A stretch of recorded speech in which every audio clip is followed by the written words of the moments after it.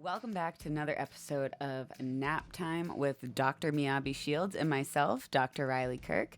We are the co-founders of a cannabis research and education nonprofit called NAP, or the Network of Applied Pharmacognosy. In these episodes, we recount some of the events we attend in the cannabis industry and also talk about a lot of cannabis science that just happens to come up. Both of us have our PhDs in pharmaceutical sciences. Dr. Shields specializes in the enzymes involved in the endocannabinoid system, and I specialize in natural product chemistry. If you want to support NAP, the best way is to sign up for our email list. That is the first thing that pops up on our website at appliedpharmacognosy.org. And if you want to donate, hit the link on our website or follow the link below. We will be dropping merch in the next couple of weeks, so stay tuned for that and make sure you're on the email list to get first dibs. Today's topic is all about NECANN Boston, our booth, the wonderful people we met, and the dope adventures we went on. Grab a water while you listen, touch some grass, hug a tree, roll up a fatty, and just chill for the next hour.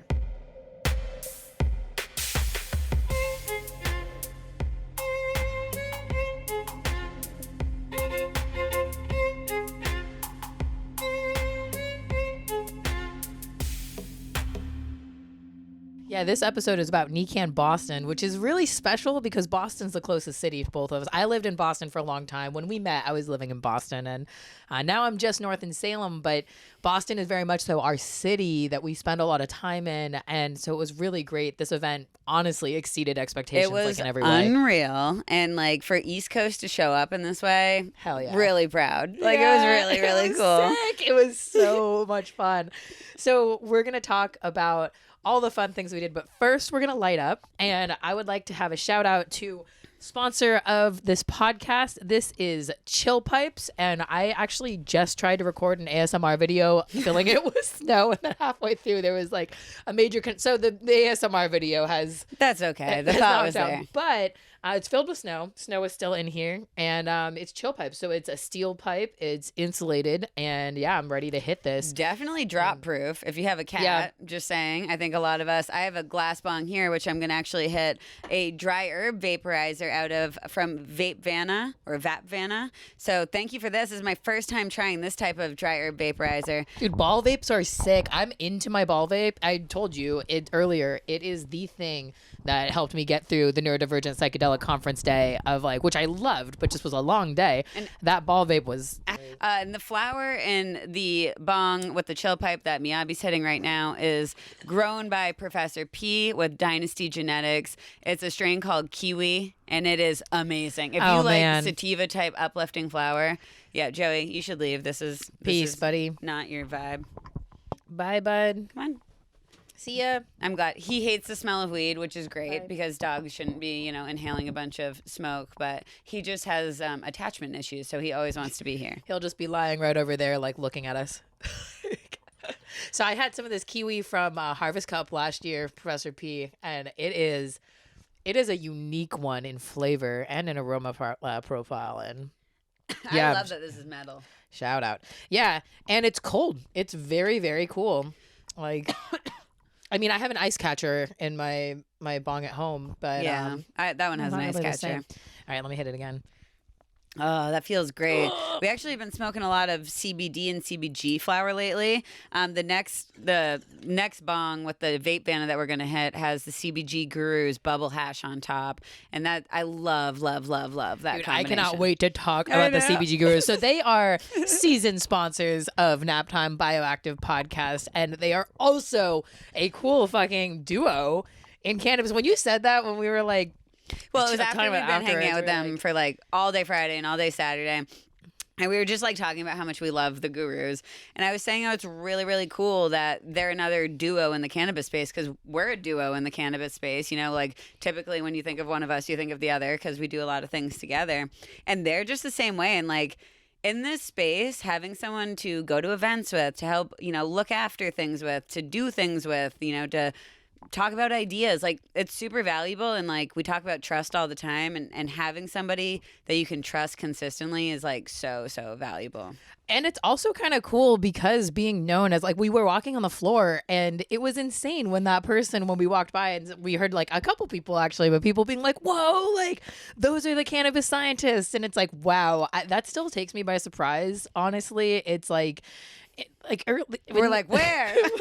Like, oh shit, us. Like, I think it just still takes me by surprise. Even like with the traveling we've done, Nashville and Nova Scotia, like, and NECANN, which wasn't really a long travel for us, but it is. Yeah. It's an event, and engaging with the community and seeing people and like seeing the impact that research makes when you do involve the community is just incredible. Yeah, so let's talk about it. We actually had a booth, which was, I think the first time NAP was boothing, and we were boothing with what we call Weird Brains, which is, if anyone's familiar with Future 4200, Dustin, it's him, it's Sidocat or Catherine Sidman, it's Kate. How do you say Kate's last name? Average. Kate Average, aka one dab bitch, but she's a five dab. Multi-dab bitch. Multi-dab bitch. Yeah, so it was a combination of, and we spoke on a panel together at NECANN as well about weird brains and cannabis, which we'll get into more detail when we get to that point. But we were boothing, so we did have to drive in. That was a long day for you, man. That was. I woke up at 4 a.m. So I'm not a morning person, but I woke up at 4 a.m. with a smile on my face. I was very excited about NECANN. No, honestly, like when you got there, I was like, all right, here we go. Like 14 more hours, 14 to 15 more hours. Literally. Like. But yeah, so we drove in, and we had like a bunch of things that we were bringing to the booth. Like we brought the big board, we had a big data science sort of art installation collection piece with string and yarn. That was Kate's idea from Kate's Pinterest. So shout out for Kate's great Pinterest. idea. I wonder what she searched on Pinterest to find that. I don't know. We were just talking about ways of like doing this over time, because this Weird Brains tour, these talks that we're giving on cannabis, and I mean it's really on cannabis and neurodivergence, or an intersection of it, but it's just a different way of talking about it that's more accessible, I think, to people, and also it's more welcoming. It is, because a lot of people aren't ready to say like, yes, I'm neurodivergent. A lot of people don't know what that means. Well, right, like, or even just like they think of it as just autism and ADHD, and like that doesn't really capture their brain well.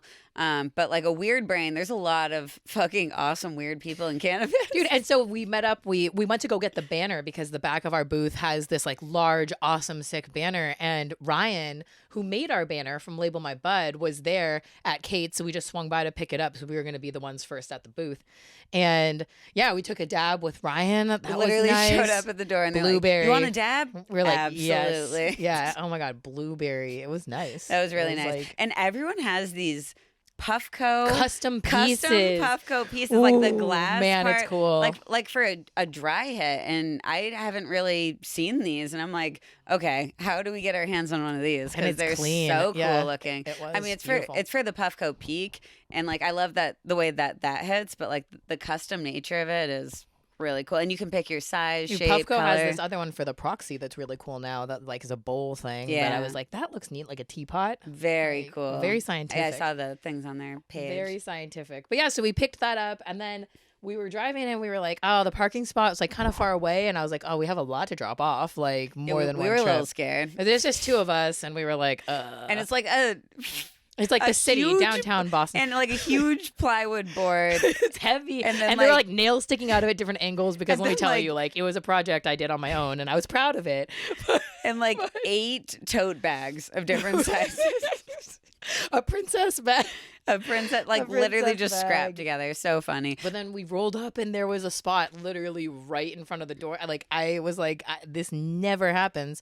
In Boston, to have a parking spot next to the front of Heinz Convention Center is wild. Like absolutely wild. It was open. So obviously we skirted right into that. Man, that was so key, because then we could come back and make multiple trips, and we went up and like got our name and number for the booth. We had a hard time finding our booth. We got lost in Heinz. Yeah, we showed up at like the loading dock. I don't know where we were. And then the people, when we were walking back to like where we found eventually where we were supposed to go, they were like, how did you get here? Like, we need to close that off. Like literally, we need to close our doors better. Like they were like, how did you get in there? And we were like, Well, also like put up a sign. Like there wasn't a single sign anywhere. It's true. just like aimlessly wandering around being like, we got to find our booth. All But good. yeah. We found it. We had a lot of people to meet up, a lot of booths to see, a lot of things to do. So like a lot of us didn't spend a lot of time at the booth that we were at. Yeah. But Sam did such a good job holding down shout out for to it. Sam Hilston, PhD candidate in Amazing. endocannabinoid system. And she was able to tell research. people what we were doing. And our booth was really cool. So we're talking about this plywood board. And essentially it was a maybe 4 foot by 2 foot. 2 foot board. 2 by 4. And then it had these there was 3 colors of string. There was blue, which was people that were 18 to 35. Yeah. Yellow, which was 35 to 55. Yeah, and then 55 up. And then 55 up was orange. And people would grab a piece of yarn that best corresponded to their age, put it on either male, female, or non-binary, and then answer a bunch of questions about their cannabis consumption. And it was like wrapped around nails on a board, and it just ends up looking like, you can actually visualize where you are with everyone else, and you can see how many other people have similar traits to you. And it was really fascinating to see the trait evolve too, to see the trend kind of come out of the data from the beginning to the end. On the time lapse that you posted, you could see it. Like in the beginning, it just looks like a bunch of yarn, but then there starts to be more and more that correlate with the same things. Like 80% of our people were from the industry, and that was surprising. A lot of people love flower, as Yes. always. Yes, definitely. And the daily consumer thing was really cool because the daily consumers in this population, which is different from our other population, it was 66% of them were wake and bakers. And that is very close to our other data set. So close to our other data set, which is awesome because a lot of people were saying that our other data set was like validating. And it was very niche. Like people thought that the people that were taking it were very niche. And we are niche. I mean, well, it's sure. like stoners are niche. Like, yeah, it is. Stoners show up to stoner events Yes, too, and they yes. support other stoners. Like, of course, you attract what you are. And at NECANN, like a lot of people are in the industry, a lot of people are daily consumers, and it was really cool to see those data points like kind of perfectly line up. And the different profiles of flavor also what was the trend we saw about daily consumers, and was it being more attracted to chem? Oh, it was that in the wake and bake, out of all of the people who preferred the chem gas profile, most of them were wake and bakers. Yes, that's like it was just interesting because almost none of the other categories like contributed to that. Yeah.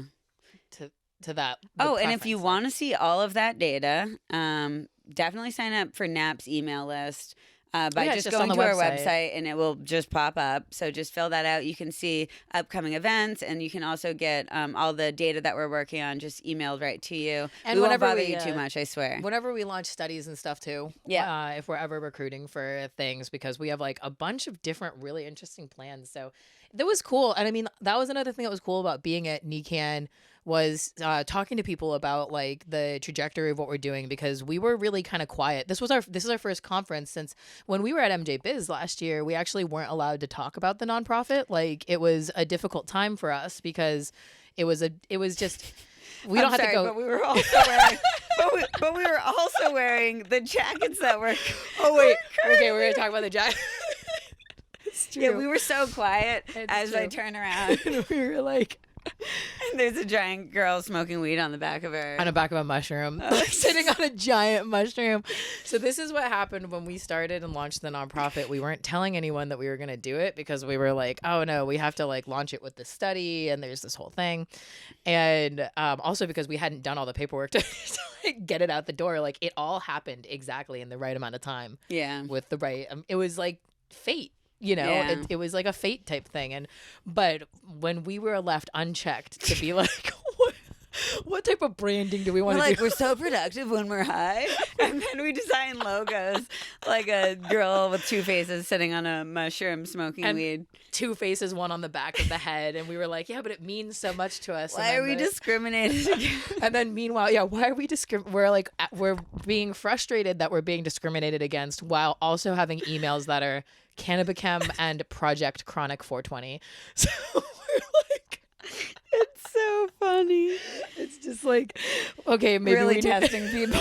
Maybe we need to tone it down. Like, but it is interesting because it is discrimination. So it's like, But it was cool also to be at this event in Boston, which is where I got my PhD. And so there's like a lot of, I guess I would say that there's a lot of residual sort of like memories of professionalism in that city because that was like when I was a student still. Boston seems so professional. It is. Like every time I'm there, I'm like, I feel like I should be dressed up. They more. say Boston is the city that never sleeps. Or sorry, New York's the city. New York is the city that never sleeps, but Boston is a city that never sleeps in.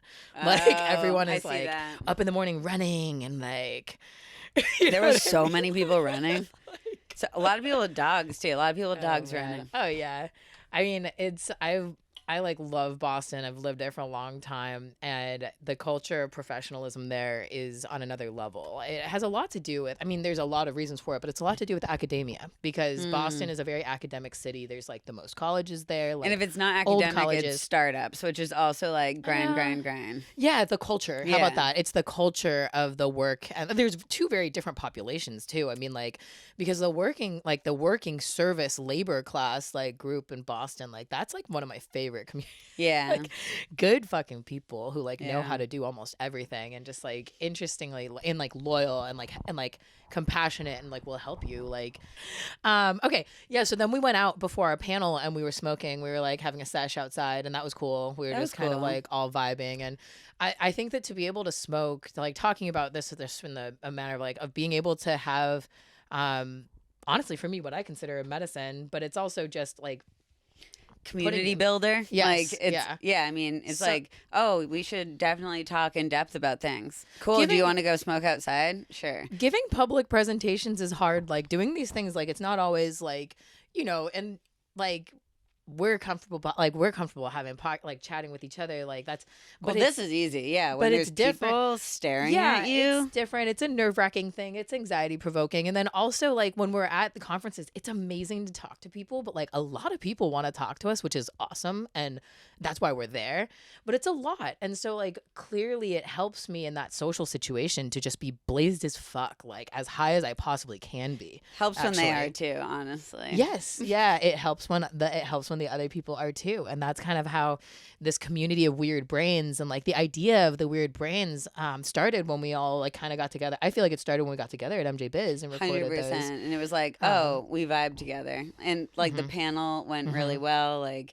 and just the way those videos just came out. And the way they set things up, I know we've already talked about this, but I just really appreciate it was like super professional, but also like respected that, you know, we don't always want to talk in front of like a bunch of people, but these conversations should still be happening.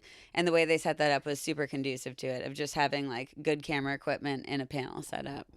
And just the conversations that we are having and that we had in that very short time that we spent together in Vegas really started the seeds for like larger conversations that then when we got together to make this Weird Brains tour, we were like, why are we doing this? And like, what is the purpose of introducing this concept of a weird brain to specifically the cannabis community? And there is a clear purpose like here and in our conversations. And so many people came up to us after our panel and said things like, I can't believe you talked about that. Yeah, or that was the most unexpectedly awesome panel. Because literally when you see weird brains, that could mean so many things. And people, you know, a lot of people showed up and it was amazing. And actually the audience from this really inspired other ideas for audience participation in the future, which I think people are going to be absolutely stoked about. And I can't wait to introduce that later on. Yeah, because it's going to keep evolving, which is so cool that we're going to be able to like hear and learn from the community and inform it in a way that then we can immediately change. Like it's the amount of times that I get new ideas from other people. It's mostly that, right? Like I've had a lot of thoughts in here on my own. Like, I mean, not that I don't still get new ideas, I do, but it's more often that they come from other people. Like having 100%. A different perspective. And like, oh God, what was it? Dude, this is literally what happened during Weird Brains. That's so funny. I literally like Catherine Sidocat asked a question and had me like start it on the panel, and I literally started talking, and then I just like literally see my thoughts just leave, like, and then, just gone, like outer space. And then you asked me to pick it up. Wait. Then I go, LOL, that's a like side effect of cannabis. Like, laugh it off, not a big deal. And then I turn to Miyabe and I'm like, you mind taking this over just so until I can like gather my thoughts again? And I'm like. looking up at Kat, like, what was the question? Yeah, so rewind. What are we talking about? I don't even know, because when you said that it went, your thoughts went out the window, I was like, oh my gosh, I just like panicked. I think I got decision paralysis. So like this decision paralysis thing is recently something I've been thinking about since Nashville. And since the taxi cab incident. Yeah, since that incident, because I never thought that I would be that way. But then also this summer, we were over at a friend's house for dinner, and a pressure cooker. I told you the pressure cooker exploded. It's like freaking, and it's like spewing, boiling hot. You're supposed to run from danger and don't. And it was a big explosion, and everyone at the table gets up and runs away, and like Andy goes and runs and does something about it. But and I'm just like sitting there. Like not moving whatsoever. And I didn't know that about myself until that moment, and then until Nashville. And now I'm thinking about it, because those are the interesting things that I will say that I think that psychedelics and cannabis have helped me like understand. Helps me understand. Definitely doesn't help me in the situation. No. Because I think it might have heavily contributed. That's true. The situation. Yeah, but the overall though was that the overall event was amazing, and the talk was it was cool. awesome. And like I literally didn't care. Like 2 years ago, if I forgot what I was saying during panel, I would have been mortified. But I was just like, you know what? Everyone in this room is fucking weird. Yeah. And they've been around a lot of weird people, and that's totally fine. You can just like be like, oh, sorry, I forget things like all the time. And the point of our panel is to destigmatize. It's to, it's to humanize. It's to break it down and to be like, there are positives and negatives here in every way, in every brain, and every space. And we're going to embrace what that person's brain, what they want them to be, because like there are many different versions of my brain. Like, so true. There is many different ways that I could exist, and not many of them end with me being alive still. Like that's just the truth. And this is one of the very few that makes me not a danger to myself or to others around me. And like, it's really important. And it's not like a rare thing in our community. Like 100%. And a lot of the focus of the talk was hiring weird brains, which I thought was so smart of Kat to like kind of focus on that. Yeah. Making workplace environments. Yeah, exactly. Yeah. There was a lot of employers in the audience, but there was a lot of employees or, potential people for these companies. And just talking about essentially, especially in the cannabis space, prioritizing hiring stoners. And a lot of people go, stoners, like why would we hire them? They're lazy, right? And we're trying to show like, no, we're not lazy at all. We're actually extremely creative, and we work really hard, and we're good at what we do, especially when you let us medicate and have opportunity and accommodation for people who need that in order to function properly, integrated into the workplace. And of course, there's some jobs that can be way more lenient than others, but we're talking about specifically cannabis industry jobs here that aren't like, working with exploding things. Everyone has different needs. And like that was something Dustin brought up too, right? About like solvent-based extraction spaces, right? And being like, oh man, for like an insurance person, like how scary would that be to be like, oh man, these people are like ripping dabs like the whole time. And it's like, yeah, but they're actually optimal right then. And like that's so clear when you get to know us too. Like, and that's also where like, in a situation like that, taking smaller amounts rather than larger amounts, and knowing that discrepancy and like dosing and trusting people to like, maybe they have to earn their way up to that. But after you build that trust, then, you have different. So much of this is a public education thing. And that's why both of us are so passionate about this, is because like for both of us, like I think the knowledge gained by understanding pharmacology, pharmacognosy, understanding how these molecules interact with our bodies has helped us to be able to find the best things and to understand like our use and how we use it and how it evolves and how to be flexible. Like, honestly, bud tenders, I know almost everyone is allowed to medicate before work, but everyone should be able to medicate before work. Yeah, I mean, also because that's what you're looking to, especially people who know and are bud tenders for that reason, getting into the industry, like wanting to engage with community. Like, I only form connections with people when I'm high. Like, and shout out to my friend Diana. Went on the Raw trip with her and met her there, and she works out in California. And she talks about how everyone at the dispensary, like, they have like a really intentional sesh before each day of like, we're gonna help people, we're gonna help people find the right product. Like a super. When you told me that, dude, I was like, that's doing it right. Like, literally, I'm just like, I'm so proud of anything she touches, good vibes. And then bringing that medicine into your employee's life and providing that for them is so critical. Like, I remember times when I was really skinny and I didn't have a lot and people would smoke me out and I'd be like, man, that means a lot to me right now. And that's happening with a lot of people. I mean, it's happening to all of us right now. And like, I know we talk about it way too much, but again, like trust. Like I would want to trust a bud tender that was using a bunch of bud and can point me towards the right product and understands that they build this connection with older people and younger people and disabled people and non-disabled people and, you know, all of the different spectrums of humans and like build that connection. It's an amazing way to like tie together friendships. Dude, I feel instantly more bonded too with the tour that we're doing, that we're having this like weird brains tour. I'm somehow now like bonded to this entire big community that really resonated with it, because there were a lot of people who were like, whoa, like this is crazy and exciting to hear about. And like, I'm so thrilled that people are talking about this. And we just feel kind of like we're on the fringes. I feel like we said it a few times, or we say it often, right? We feel like we're like on the edge of, I don't know. Something. I think I was going to say palatability or maybe profitability. Certainly profitability. Certainly fringing there. Oh, you know what else was amazing about NECANN? What? We went in with like 8 tasks that we needed to do. We said we need to either meet up with these people, find someone to fill this gap for our companies. Oh, we had a cool meeting too. That's right. We met with Dr. Jeff Rawson from the Institute of Cannabis Science and Dr. Spiro Pavlopoulos from the Center of Drug Discovery at Northeastern. And we had a little grant meeting right there at the table next to our booth. So that was cool. We shouldn't say what the grant's about, though. Oh, not yet. Yeah. But that was really cool. And we had some objectives from that meeting that we were just sort of like, cool, like we have to think about this, you know? And then we like were walking the floor and it just happened. Like all the connections we made, it was within the first like 2 hours of us on the floor. It was awesome. And then we were like, wow, we're done with that. Like we like it was literally like we walked the floor. And actually, one of the things we were looking for was a bank, and we just had the follow-up call today they were so from cool. Needham Bank that we're absolutely going through. Yeah. They're not just like, both of us have had accounts shut down for being cannabis related. They're not just like okay with cannabis. They're like fully in and supportive pro cannabis. Like, so we're not we just worried had a at hype all. meeting. It was like a hype meeting with them. It was like, wow, can't believe you feel this way about it, because so shout out to them. So do we. But yeah, so then after our panel, we like chilled and we like left most of the stuff at the booth that night. So then we like went out to some events.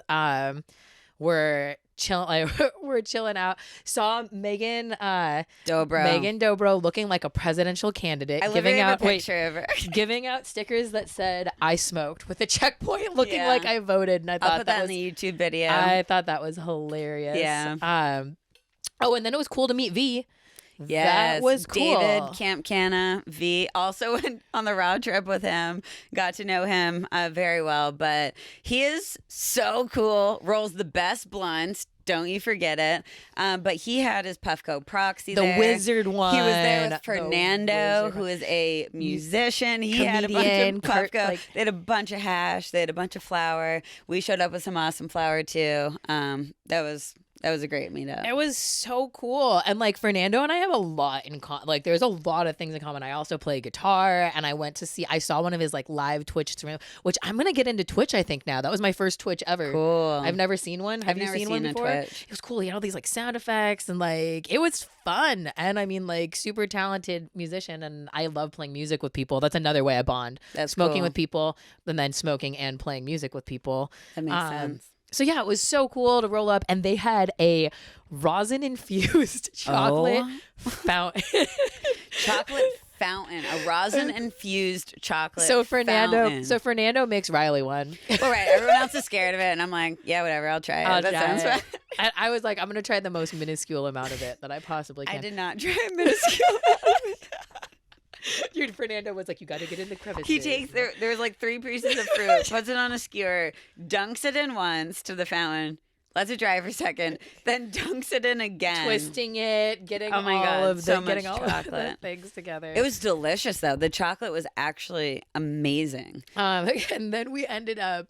So then we were all baked as fuck. I mean, we were like dabbing. There were hash hole. Like it was. That was my infused. only goal of the we night. had the impressed. Had the impressed. Shout out to Allie. Allie from Unpressed. Ralphie. Allie, talk about good energy. Yeah. When Allie like shows up, she's just like, her voice is really deep but really calming, and she's just always So she's just calming. chilling supportive, and it's just like, and that pre-roll was nice.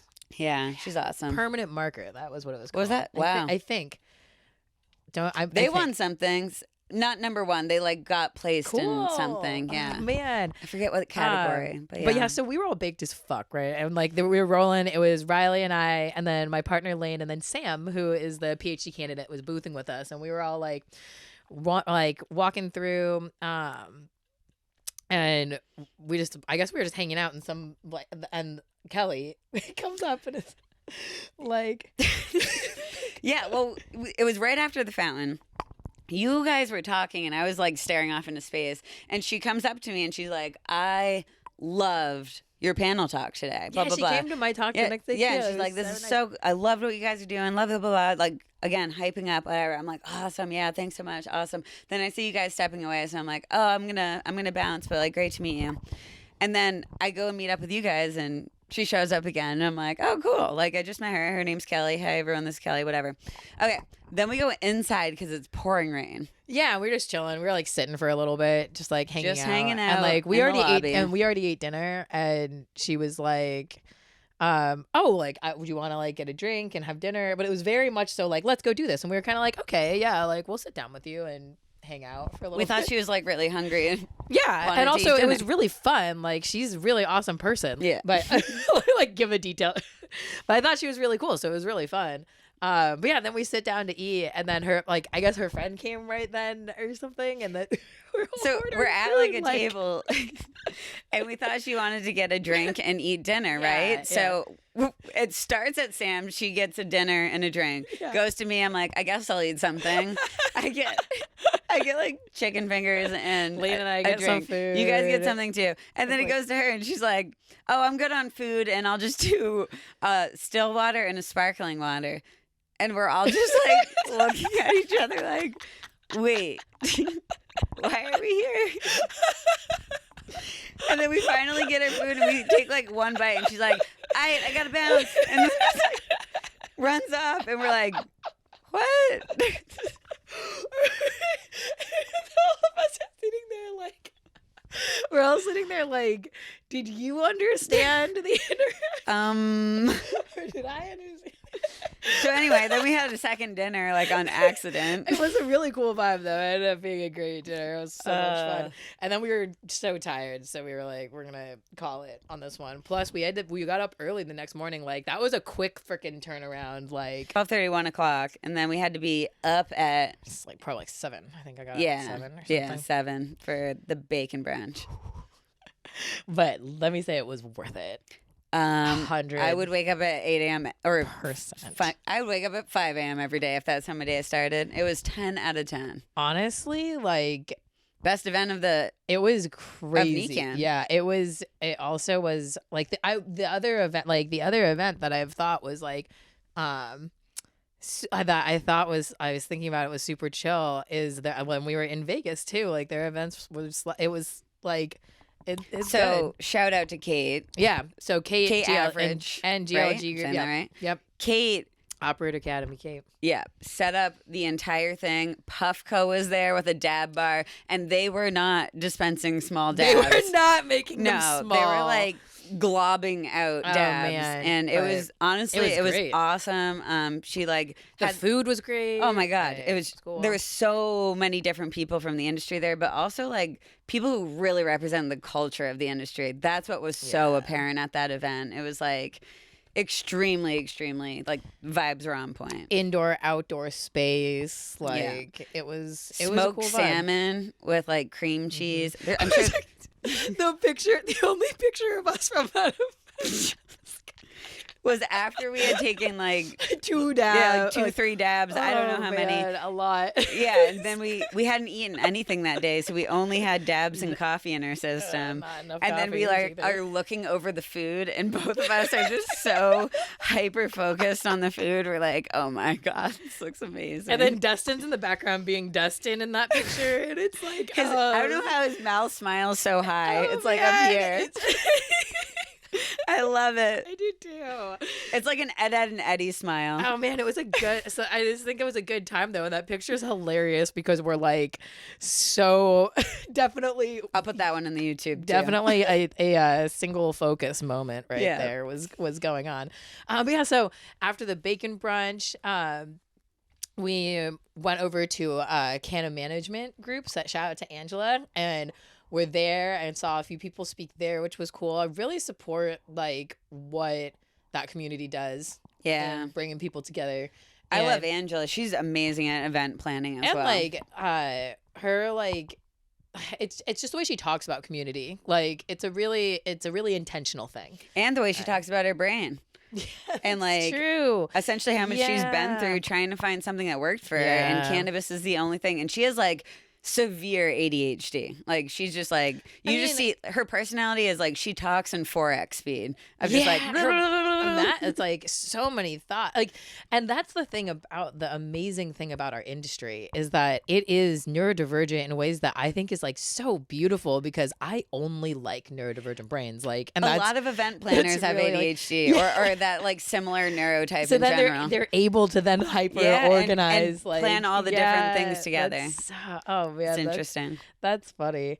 Oh yeah, yes. It was so cool. And then we went back over to hang out at our booth for a little bit before I gave a keynote. Yeah, and it was awesome. I was so nervous. I think that's the first time I've ever seen data on enzymes at a event, which is so cool. And when you think about the ECS, the endocannabinoid system, enzymes are a huge part of that because these cannabinoids that our body is making, they're made on the spot and then recycled on the spot. Like it's happening very quickly. And the enzymes are what makes that happen so quickly. So it's really incredibly important. So let's do a full different educational like series. Yeah. I love the idea of a series. Yeah, I think it's something that people underscore the value because receptors, like the CB1 receptor, a lot of people have heard of. They've been like, cool, CB1, that's what THC activates, which is amazing. I think major props to everyone who's listening to this because I feel like our community of science nerds is the community that like disseminates that type of information. Totally. So it's cool that a lot of people know about it. Like, and I think we should be proud. That's one thing NECANN after the keynote that someone asked me someone basically was like, oh, like you must be so proud of all this. And it's like, so I am though. Like we have done a lot and we have a lot still planned. I thought your keynote was amazing and I was a little disappointed that it was in like a back room. Like I wish it was main stage. Like I feel like it was nice and intimate though too, and like everyone actually understood what we were talking about. And some of the questions like were a little controversial but fun. They were great though. Questions were great. I know, on point. And then so you shared some essentially initial data showing that these enzymes do react in a strain-specific way according to the volatiles or the smelly compounds. And they have different activity towards these enzymes. So again, this is like another way we're kind of supporting a chemodiversity or a multiple molecule approach to this type of science is looking at those aroma profiles as a whole and then testing them against these enzymes to see the activity of not the cannabinoids, the aroma, the terpenes, the flavorants, the smelly molecules. And those molecules are their mixtures are very, very different. And they have different properties and display different properties, at least in our capabilities that we have. Like I'm a biochemist, so I'm not like a medicinal chemist or an analytical, like straight chemistry person. And so with the tools that I have, I can see some of the differences, but I'm really excited to have a new research partnership where we're going to be able to dive even more into that. And I think we'll be able to talk about that at the next episode. I know. I hope so. It's going to be awesome. But we have a lot going on, and it is really cool to see this because not only were the different strains different from one another, but they also combined with like cannabinoids like CBG, like CBN, like CBD. They combined to show what's called synergy, or greater than the sum. So greater than the two together. Because parts of the whole. Yes. What is it? The parts of the whole are greater than the sum? Yes. Okay. Exactly. Like, for example, at one of the tools or the enzymes that we're looking to block them, right? Because if we block them, then you have more endocannabinoids. And this is what is their mechanism. And I do really I will say that I think the enzymes there's definitely something in here that is interacting with them. So we should find it and understand that part, because it's half the system. And just a reminder, the way this is a bit different than the way we're going about this compared to a traditional pharmaceutical or academia type approach. They're typically using isolated compounds. So you're just testing CBD, you're just testing CBG, you're just testing terpinolene or, caryophyllene, whatever the terpenes are. We are trying to use essentially the natural ratio of what these plants are making with this diversity of all these different molecules in them, and then testing them against these different activities in our body to see if the natural way that the plant's making all of these things together, can we do research that's really plant focused and focused around using the plant as it's created and using extracts and, testing the different products on the market and understanding exactly how like the diversity of compounds present in that formulation or in that strain directly has medicinal benefits and impacts for our ECS or the rest of our body. Or that we won't find newer insights just by going about it this way, because it's never really been approached from this direction. Yeah. And it's at least not at our level of research. And it's really cool to see that there were differences, because a lot of times when you do research, there's nothing there. Like most of research is just being like, oh, that didn't work. Yeah, I'll try again. And then, you try again for 5 years, and eventually that was like, you've had enough success within there. But they're few and far between. Like I cried I still remember crying the day that I knew that I could graduate with my PhD, because I got the data that I've been working like 3 years for.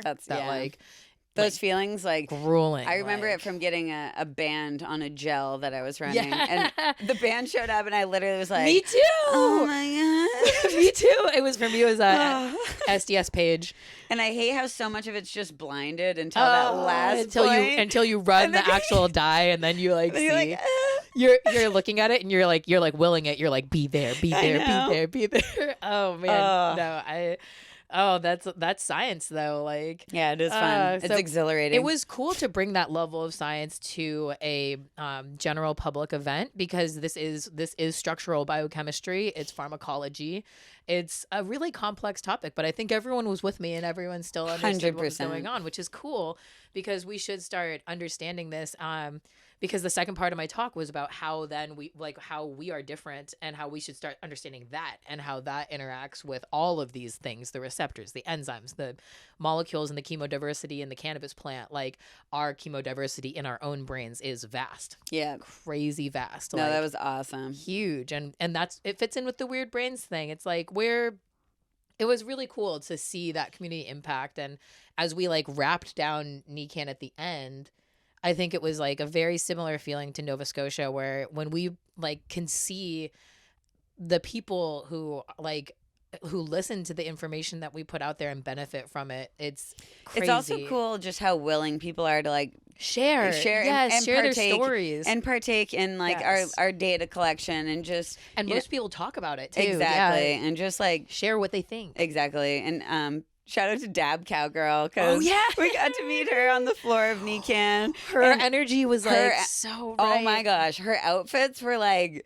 we met the lawyers right after her. We were lime, like green, like cannabis green. Yeah. And then like rainbow. Eyelashes that are rainbow shirt with Dab Cowgirl hat on, embossed on, and then she was like, sorry to like ambush you, and we were like, ambush us, like no, we were like, you're amazing. What are you doing? Tell us, like, this is incredible. And she ended up giving us an awesome pre-roll, which we actually and a dab tool. Yep, and a dab tool with a little Dab Cowgirl on the top. So that was awesome. And the pre-roll was awesome too. And yeah, no, it was just great, because when people appreciate science, it's really helpful, because helpful to us, because it's hard. Like being in business doesn't really appreciate science. Like politics doesn't appreciate science. And at this point, we're doing all the business and all the science for and all the politics. Yeah, so it is a lot, and we get to see a lot of sides of it, but it's super rewarding, and it's nice to know that people value science.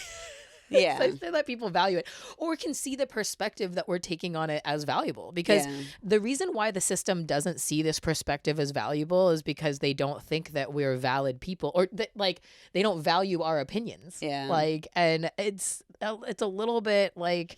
But that's also cool about building community around weird brains and like all of this stuff, because there's so much power in community. And if we like build this message and show that that diversity is apparent in so many different ways, and that we are not a minority. No, we're like, not. Especially in the industry, we've just, you know, people are still getting like drug tested while working in the cannabis industry. Yeah. How ridiculous is that? We should be testing for positives only if that's what we're doing in the cannabis industry. Better test positive. And we might randomly drug test if we feel like you're a little off. Like, be like, I don't know, is your tolerance high enough right now? I think you need to chill out. Are you on a tea break? You've been acting differently.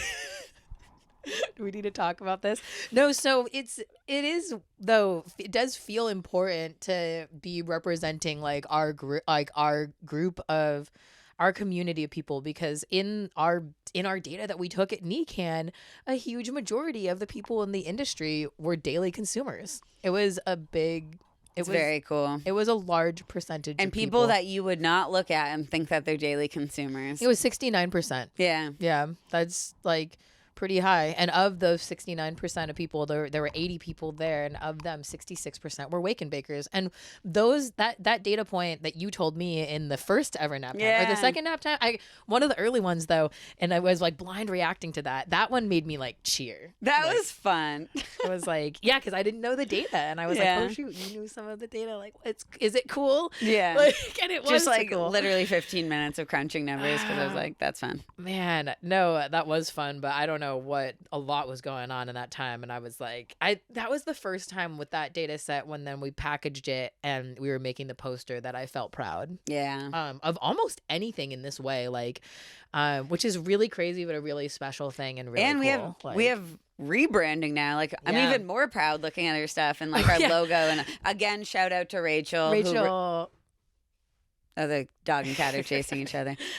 Shout out to Rachel for really making this. Rachel Kolick for making this happen and helping us rebrand. I think we talked about this last time, but we literally went from this motocross girl smoking weed on a mushroom to like a really professional logo that's definitely going to help us get grants and get additional funding and like really reach our goals. And it's still really it's fun. Still fun, like, and it's awesome. I didn't know at first. I was feeling like I'd have a hard time like doing that, and it was like, but at the same time, like, it is perfect, and we're so grateful. But the reason why we're in these merch shirts now is because we're thinking about doing a limited release of these when we also release the merch for the new rebranding. So we're not going to make that many. I think maybe we'll do a giveaway. We'll make like 3. Yeah, and for new merch, we should maybe run a poll or something on Instagram of like a few different shirt options. Yeah, we're thinking about doing funny slogans from from NECANN, because there were like quite a few things that were. I think we have to get like, stoner science breaks the stigma. Oh, absolutely. That's awesome. I think we should do like I participated in stoner science one or something, or like active participant. Yep, I like that. Participant in stoner science. But yeah, let us know. Like, well, why don't we make a post and ask for comments? And then be like, let us know what you think would be cool. And Weird Brains is going to have merch too. So if you have a weird brain, definitely check that out. That'll probably be sooner than ours. Yeah, and a percentage of all of this is going to go back to all of our research that we do. And like, this is like something that, for me, one of the things that I think is really going to be exciting and cool with how this evolves, just with the Weird Brains tour and all of us as like a community growing together, is that I've been a part of a lot of teams. I was a water polo player when I was younger, and all the way through college, or the first couple years of college, I was super into it. It was like my entire life pretty much. And I love the feeling of people coming together and working together to a goal, and the feeling of team goals and team accomplishments. Yeah. And that is what the feeling that room had. Yeah. At the end of the panel with that room, everyone was like energized. Like, it was really cool. It was like an energy that then even the next day people came to my talk being like, I came to this talk because of the panel. Like, I saw the panel and was like, oh, the panel was awesome. But yeah, so then afterwards, this was a little ridiculous. We didn't even know, we were outside dabbing, and we didn't even know what we were supposed to do with the booth. Like, we were like, oh, we had to go like break that down. Right. And then we had you made a trash alley. Yes, I in did. between. There's this little gap between booths, and I'm like, seems like a great place to store everything. All of our shit. So we just had all of our stuff in this trash alley or underneath the table, like randomly. But so we went back up and we dealt with that. And actually, it was pretty easy because there were a lot of people were helping us. The CBG guru was around. Sam was still around. Lane was there. And we took the video. That was like We finally remembered to record finally an Instagram remembered video. to record record some content. I think because we weren't super traveling, like Boston is sort of like our home city, that it was like it didn't feel this like the Yeah. But yeah, we're gonna vlog some some of our video logs of all these events, which are gonna be really fun. We'll add them to our YouTube, which we have right now. The video of the lecture from us in Nova Scotia is up there. Cool, yes. And it's the general public talk, so it's really an introduction sort of. It's a cool video. And it does share some of the data. So if you were part of our study, if you were part of our study before, I believe it was January that we did that analysis. Yeah. No, it was December because we presented it on the poster. So if you were part of the first month of our survey, that data is in that video and you could go check it out. Also, we should hit that now that we're like Yeah, let's do it. at a good halfway point. Okay, so I can explain to you how to do it and you'll do it. So you're gonna... I'm not going to have my mic. Yeah, ball vapes are cool. I'm a big fan of my ball vape. I'll shout out to Karoma and to Ritual Colorado who sent. Hot right now? Yeah, it is. Yeah, and then you're gonna put this on top and let it preheat for like a second. Like let it heat for like a second. That's probably good. And then now hit it, and then I'll pull this out. This part's cool. Okay, take it off. Because it's, yeah. Whoa, flavor's awesome. Nice. Yeah, if you leave it on, it'll keep like... Do you want to hit this one? Yeah.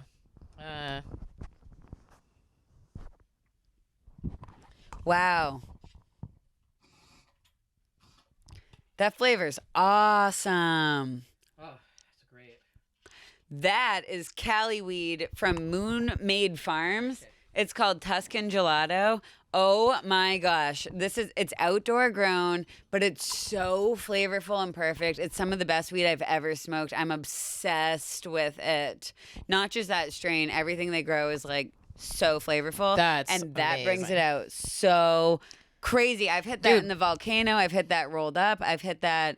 Actually, I think that's it. And that's the best flavor by far. Let me tell you, though, about the ball vape thing is that it hits really hard. I really liked mine because that hit that I just took out of that one, too. Like, that was nice. It feels like a bong rip to me. That's and also from Vape Vanna, and thank you so much for sending that. That is such a cool technology. Dude, also, like, I got fucking blitzed the first time that I used mine. I put like probably 1/4 of a gram in it or something. Like, how much is that there? Like 1/4 of a gram or something like that? Probably. Maybe a little less. Oh, that also has the CBG bubble hash from sick. the CBG Gurus on top as well. Shout out. Oh, also perfect. Back to our story. So we're chilling with the CBG Gurus. That was a perfect segue. Jake and Sean, 10 out of 10 bros. Oh, those are the duo we were talking about earlier. Jake and Sean. Jake and Sean. And so they helped us to it was raining. Well, so we clean up our booth and we have like all these things and we're like, okay, we're going to carry these. Sam's carrying the giant board. Oh, man. And we're just like, okay, we're going to walk these to the car. It's like 4 blocks or something. Yeah. And like, it was raining. It was fine, long. but it was pretty long.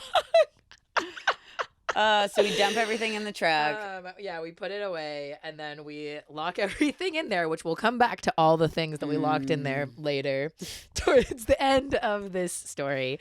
But then we're like, let's go get something to eat. So we go to this place called the Bebop. They have some live music. They do a lot of improv stuff. There's a lot. There's almost always live music there. I think since I've been there on like the weekends and stuff, and we sat at this like cool square table, got something to eat. We're just sort of hanging out, deciding was like sweet. There was deciding like what to do chandeliers, next. but also dope shit on the walls. So it was like this nice balance of like really, really fancy, but also cool. And then it was raining even harder. Pouring rain.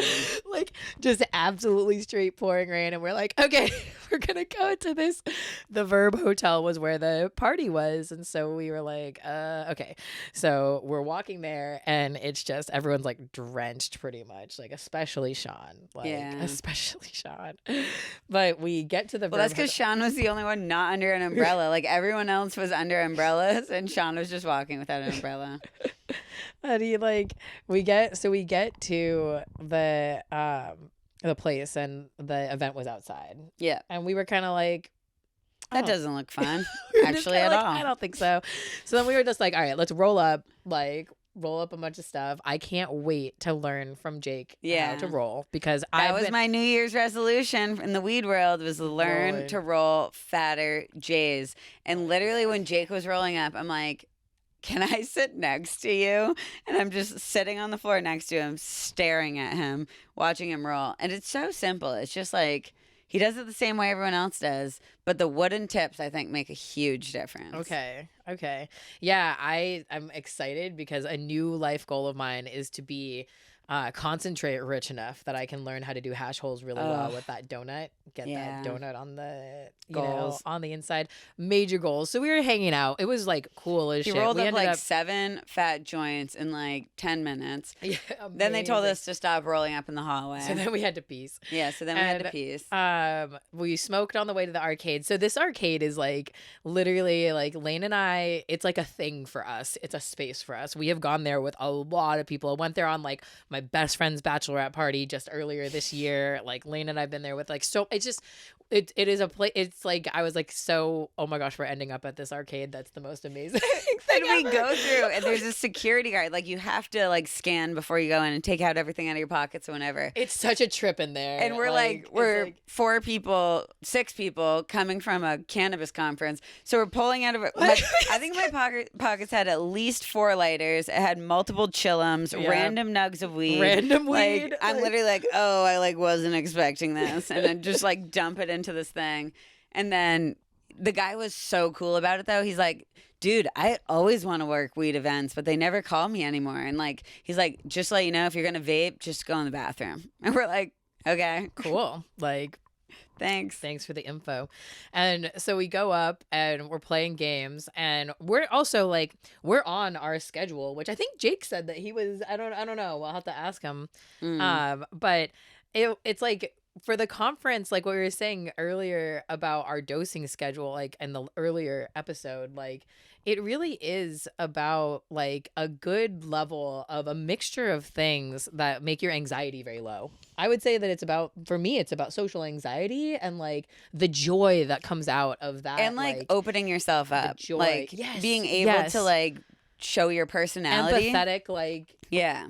And like build connection with people. Authenticity. Yeah, for sure. It's interesting. Authenticity takes a form of like bravery and confidence that is not a nascent thing, or like it's not something that people just like have, you know. Absolutely so not. It was such a cool, it was just such a special night. We had so much fun playing like 4-way hockey, and then we'd be like racing around, like all the games. What's the one? Skee ball. Skee ball. I like fucking up the skee ball. Me and my friends love the game where you punch the punching bag. That was fun. And dude, Jake was like a boxer. It was like, yeah, it's so much fun. It was 5 credits to use it though, so I was like, that's kind of a lot, but it was really fun. I'm glad I got to do that. It's always a good night when you get to punch the punching bag. So then we end up, we go to Yard House and just hang out for a little bit longer. I want a squishy caterpillar at the arcade. I didn't win it. I used my points for it, but it's like my new favorite thing in the world. It's like this thing you can swing around and it squishes, and it's so much fun. It is a great sensory experience. It's like, amazing. I give it my full worth approval, 200 points. But yeah, so we come away from that and we just hang out at the Yard House. We chill for a little bit longer, and then we're all like going back. So we had to go pick up our bags from the hotel, and then we had to get an Uber from there, and that took forever. Yeah, it took a long. But it was also like 2 a.m. when we were looking for Ubers, and then we're like, oh, that's why things are expensive. It's Saturday night at 2 a.m. It's like Weird. Oh. The only thing that we should have done different with NECANN was getting a hotel on the second Yeah. night, because we were like, but I didn't know. We were like, maybe we'll go home Yeah. the second night. But I'm 100% like, I am so glad, because that night was so incredible and it was really fun. And also, like, the CBG Gurus are sponsors of our podcast and like supporters of our nonprofit, but like also just like supporters in life. Like, we're supporters now for And we life. just get along. We vibe too, Like- and it's just like I refer to them as non-threatening men. Yeah, I love it. Though. Which they It's just like are. You just can like vibe with them, and it's amazing. That's not. I don't think that. I think that's like the best thing. Like, I don't want people to be the threatening. Like, no, it's scary. Like, Yeah. stay away. But yeah, no, it was an incredible night. So then we got back. Okay, so then we're like, all right, cool. Then you're gonna take off in the morning, and Yep. I'm like gonna wake up at 7:30. Wake up. Just drive north. I'm about 2.5, 3 hours away. and then we knew that I was coming out here this week. So it was like, if you forgot anything, if I forgot like, anything at all, whatever, you could just bring anything. it. Literally anything. Anything. Except literally anything you had, Except my keys, which I left in the passenger seat of the truck that was in Boston. Then you were like, you were like, I think it's in a fanny pack. And then we're Yeah, I'm like, oh, it's definitely in that black fanny pack. black that I fanny carry pack. around. So then we're walking back to the car, and it's like, I'm recording this too, so that'll be in the YouTube video. And I'm like, moment of truth. And then you go to find it, and it's, first of all, it's not even a fanny pack. It's a purple like it's a different crossbody purse, purse. but you're like, this is a good sign. This is promising. But they were inside there, so But this is my was radical a success. acceptance. Like, honestly, I don't even get mad at myself that wasn't anymore. the worst problem, because I had to go get the car anyways. So Literally, I mean, like, and it wasn't the worst. For me, it's like, you know, if I would have left at 7:30 a.m. when I planned to and hadn't forgot my keys, maybe I would have died in a car accident on the way home. You Yeah. literally never know. The world is working for you in ways you don't know. So I'm just going to trust that it was the universe and not just me being dumb and forgetting it. But also, like, it's not true that that is how significant every decision is that you make in your life. And, is. like, it's crazy. Like, we've talked about this a ton, but the number of decisions that you had to make and that I had to make that led to us sitting here together in this room at this time, and all the things that happened like before, like, it's crazy. So that means that our existence right now, which is simultaneous to all the other ones, like, it's an anomaly statistically. Like an infinite on infinite anomaly. Yeah. Which means, like, why do we ever look at the averages of anything? It's like, because statistically, like, the fact that this one universe is existing right now is a million. Well, if we times didn't look million. at averages, would we just look at one individual experience and take that as I don't know. everyone's? No, I mean, I know that averages are important. I mean, like, deep down in my heart, like, I they're know- pretty important. I know that they have value. I'm just talking about. Statistics matter.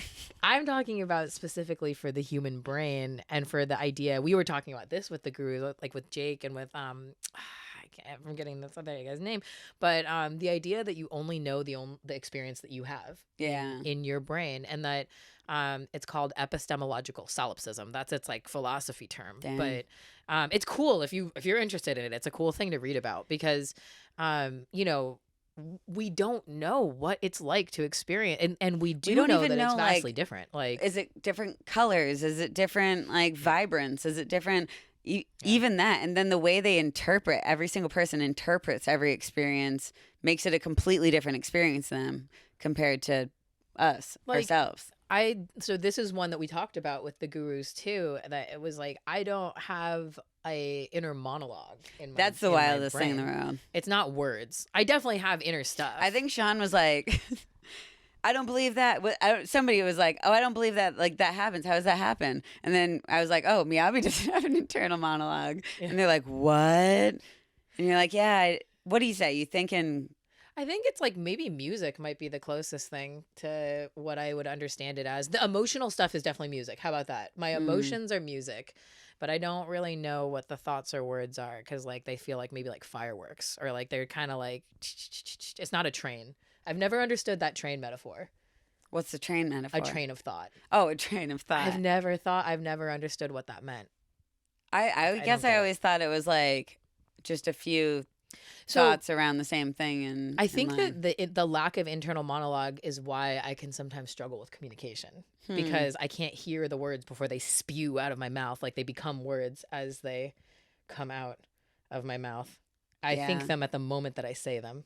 That is so wild. And for me, talking is like a fire hose. It's either on and it's a lot, or it's like completely off and I can't talk. I have to like make myself talk sometimes. Like, I forget that I'm supposed to like do that thing because I have full conversations in my brain and I'm satisfied. And then I'm like, oh, to the outside world, I'm saying nothing. Like, I probably look weird just sitting here like having my own thoughts. But my eyes always go crazy, which is so funny. Like, Jake and I were in this little docu-series recently, and like I'm standing in the back of him and my eyes are just like literally looking around like crazy. And I'm like, oh my God. What docuseries? That was the trapping one in Vermont. Cool. Oh, yeah. Yeah, the one that you guys were at like, Yeah. a couple weeks ago. That's cool. Yeah. Oh, man. Shout out New England Naturals. And yeah. In the nature room. The nature room's a thing. Yeah, nature room's awesome. But yeah, so this was really, really cool. And I think like experiencing so many people and talking about weird brains and like being able to accept like all these differences in what it would be like. And that's actually something I want to talk about with like the gurus and stuff. Part of the reason I think it was easy for us to connect with them and a lot of other people during this weekend was the weird brain thing where you didn't have to first get into that and then get deeper. It's like, okay, we already know we vibe so well because we have weird brains. Then like the depth of conversation specifically that we had with Sean and Jake and other people at the conference. It was so instantaneously deep conversation. Yeah, and really connective. And Jake and trust. Like it always comes back to trust. Yeah, Jake asked this question at the conference and I think it was really, and actually it was so vulnerable. And I think it's important for us to have these conversations about what do you do if you are in crisis or you're approaching crisis or you're not, like, what would you do? And this is not medical advice. Neither one of us are medical professionals whatsoever, but that we both would do and approach like our use really intentionally. And there are things that we would do that it makes sense to be able to tell our community of people who we all are gate kept from this information by the fact that it endangers us to talk about this stuff, right? Like, because we're in many ways under attack. Like, I mean, I don't want to be like extrapolating and using like really inflammatory language, but it is what it feels like to me professionally since coming out as being a stoner. It feels worse that I'm a stoner in many ways. I mean, not worse, but it's different than being queer or different than being Asian or being assigned female at birth. Like, they're different. They're different flavors of it. But it's like, it's totally it. And like, it's because of the weird brains, you know what I mean? It's because they're looking at it is an expression of our brains. And so to be able to talk about that with all of us in that context, then we can understand that like, this is not okay. Like we need to. And talking about mental health in that way too. And, you know, a lot of times we talk about like using our community but like, what is the way we get to the community, I guess, is the next question. Because, one, we are censored online. Like, you know, if someone tried to put out a video saying, hey, I need help, I, you know, am schizophrenic and I use cannabis and this is currently what's happening inside my brain. You use those words together. Literally use those words together and you will be in an institution, like, so quickly. It's just that it's also just that the intentionality of like the suppression of our communication as a community and of knowledge to each other has a lot to do with the profitability of sickness and the chronic state of illness and the food quality. Because once people start becoming educated about cannabis as a medicine, as a natural medicine, once you start becoming educated about herbs and natural remedies to things, you know, there is a very natural route that you go before you realize that you have a different understanding of our lives, the food that we eat, the water that we drink. Pay attention to everything. And that's why I think it's like the gateway drug into like looking at things a bit more closely and being like, oh, society always told me that cannabis would make me stupid and lazy and I would never be a functioning member. But wait a second. Why are all these people successful and how are they all entrepreneurs with these multi-million-dollar businesses doing these amazing things and also having an amazing quality of life and having no detrimental health issues, you know? It's like, oh, maybe that was a lie, maybe that was propaganda. Everything is a and maybe net, you can maybe it can be a extreme positive in your life. Yeah, and you taught me that more, like meeting you. I said this at my keynote, and so like I think it was like meeting you has changed my perspective the most, though, on my own brain and cannabis. And that's interesting because that is my special interest. Like I've spent 14 years like researching it like academically and in the industry, but like actually I didn't fully embrace who I was myself or cannabis as a medicine before I met you. And like it's a fascinating, like it's important, but it's a fascinating thing that you don't even realize you don't have it. Like, does that make sense? It's like until you hear someone talk about it, and that's what we get to see when we go to. That's what we get to see when we go to these events. And like, thank you so much for everyone who like we got people messaging us being like, it was so great to see you, but like I couldn't come up to you because you were talking to people. Like, please do just come up to us because like it's so cool. It's cool. I love meeting people. It's amazing, and it's empowering to see us as humans and in so many different sectors and so many different jobs and so many different like even people who work for, I can't say the name of agencies that you might not think want to work with us. They want to help us, at least some people there. And it's just really, really cool to see them go out of their way, essentially almost like risk their position to be like, hey, I support you. And like, I want to work with you guys. I was like laughing at that. I think that, but it is true. Like there is a somewhat of a risk of being associated with such radical opinions, but they're not that radical. Like they really don't feel that radical to us. And like, is that because we are so educated about our niche of what we do that I'm also just laughing on the panel how Dustin was like giving advice how to get around taxes. Like that was part of the talk on entrepreneurship and profitability. It's the thing is everyone is doing it though. Like if you think saying that word, if you think that I can't remember which one is which, so I won't say them because they're different versions of the same word of being like get around, but it's like the evasion or aversion. There we go. Evasion is like you're doing it. It's like against the law. You're doing something that is against the law. Aversion is like you're structuring something in a way such that like your company is successful. And like